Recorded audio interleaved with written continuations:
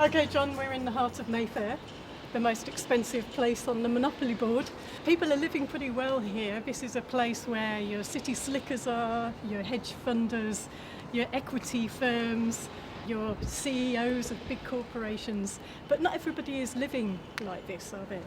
Contrast Mayfair with the people at the other end of the Monopoly board. Their livelihoods have been affected by government cuts, cutbacks to education services, health services, and at the heart of Mayfair you have these really wealthy people who pay no taxes, or very low taxes indeed, because they've been given so many tax cuts.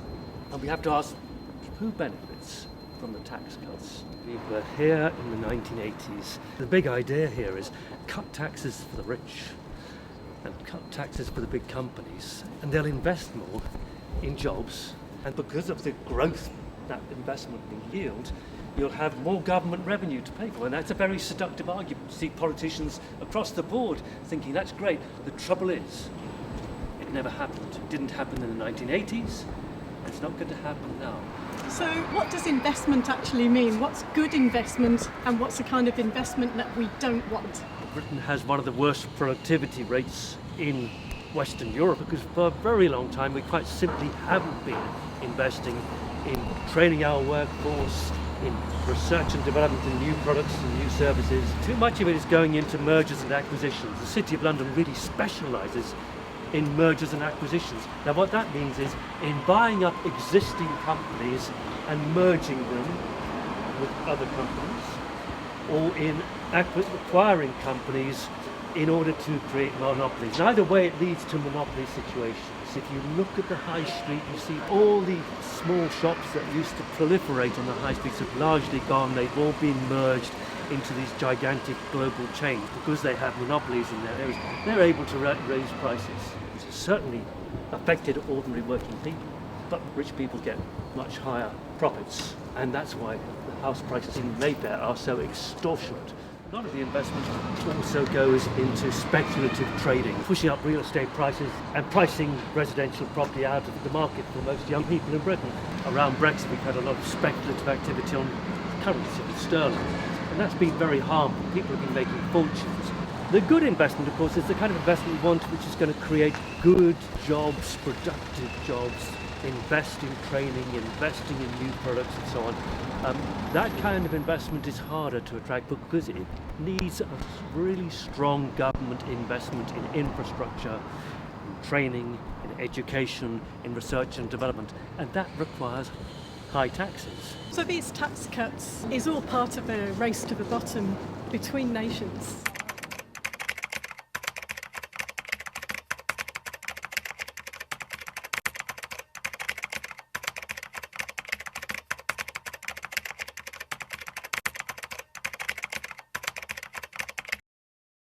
At the heart of the political argument is this idea that nations need to compete to attract investment.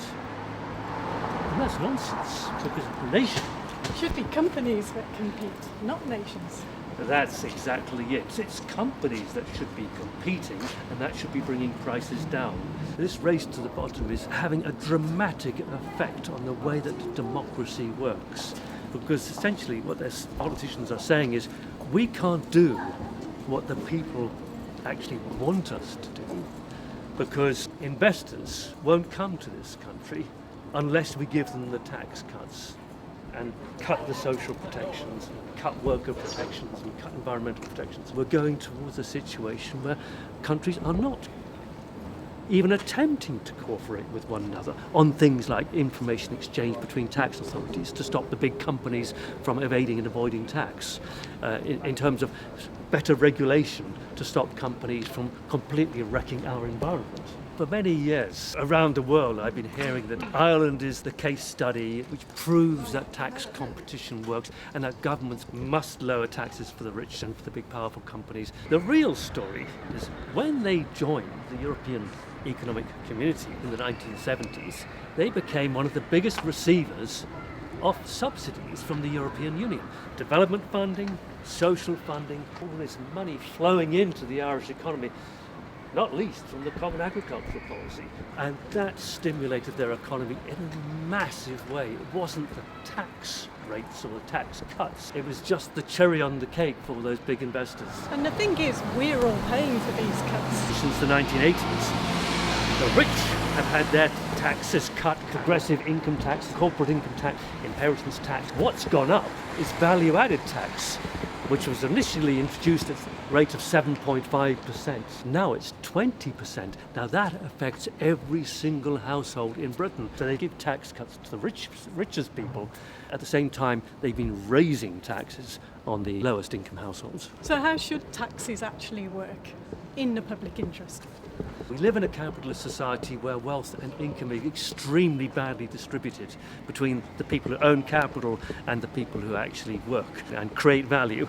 Taxes play a part in redistributing this wealth and income, and if you don't use it to redistribute, then you end up with these horribly unequal societies that we're living in today. And when rich people and the powerful companies choose to use tax havens, so they're not contributing to our society, they're making their money, but they're not contributing to the health services, the education services, to the roads, to the justice system. When we leave the EU, we'll be able to allow UK businesses and manufacturers to have bigger tax breaks for the investments they make in capital and new technology. So Prime Minister Johnson has all kinds of plans for Britain after Brexit. The vision they have is to make Britain even more of a tax haven than it is already. And remember, Britain has this whole cluster of tax havens. It's not just London, and that's at the heart of the city's model. They won't, for example, be cooperating with the European Union's anti-tax avoidance directive. They will be cutting social protections, environmental protections, workers' rights, and so on. And as Britain becomes more of a tax haven, the people who benefit will be the very richest people. Here we are. It will be the Mayfair crowd who will benefit.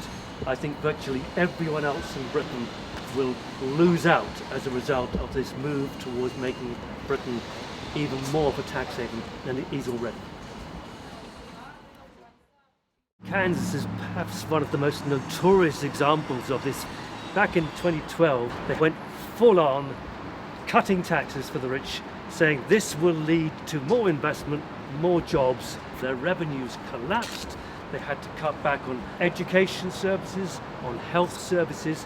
The economy was collapsing. It affected business startups. Most of their skilled professional people simply left Kansas as a result of this. It was a disaster for the entire economy. This is capitalism at its most crazy. This is where capitalism has transformed itself as a result of this race to the bottom into a corporate welfare state.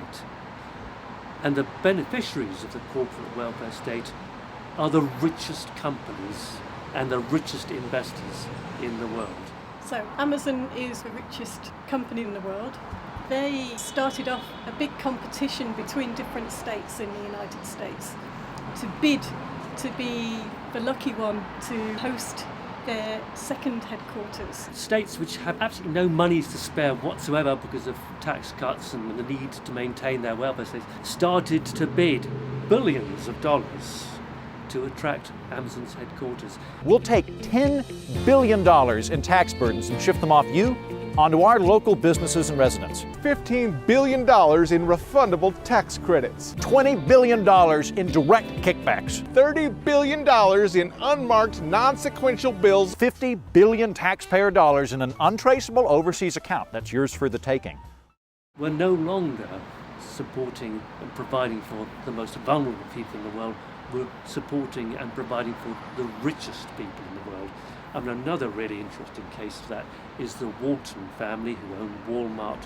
And of course they are the biggest welfare recipients in the world because they pay their workers in the United States such low wages that most of them have to live on housing benefits. As a result of this political failure to address the race to the bottom, small companies being driven out of business, they can't use tax havens, they don't get the big subsidies, they don't get the states piling one on top of one another to outbid them to attract small businesses.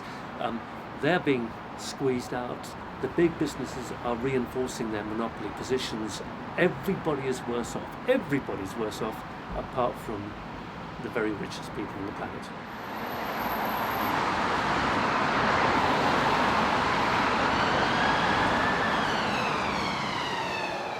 So instead of cutting taxes, what should our politicians be doing instead? Well, it's a simple choice. You can either choose to engage in the race to the bottom, turn us into tax haven Britain, or you could say, right, we're going to cooperate with other countries, we're going to tackle tax avoidance, we're going to raise our corporate income tax rates to a more sensible level. It's far too low now, 25%, maybe even higher. We're going to introduce wealth taxes, we're going to have a financial transaction taxes. In other words, on the tax side, there's lots that can be done, which would raise more revenue and help to start the process of redistributing income and wealth in a country which has reached almost record levels of inequality when you look back over the last 100 years. On the regulation side, I don't think it makes any sense to deregulate our capital markets. They're already very poorly regulated. We could strengthen regulation there. We could ensure more compliance by the bankers with anti-money laundering regulations. We could do so much more to improve consumer protections, to improve environmental protections. If countries really want to engage in competition, let's have a race to the top, not a race to the bottom. Why not have the best public transport infrastructure in the world? Why not have the best education system in the world, the best health services in the world, much better pensions to look after our elderly people, accelerate the transition towards a fossil fuel-free economy? In other words, why don't we dream a bit about the possible fantastic things that could be done rather than tax cuts for the rich? I've so far preferred to see Britain actually raise its heads a bit higher and go for it races to the top.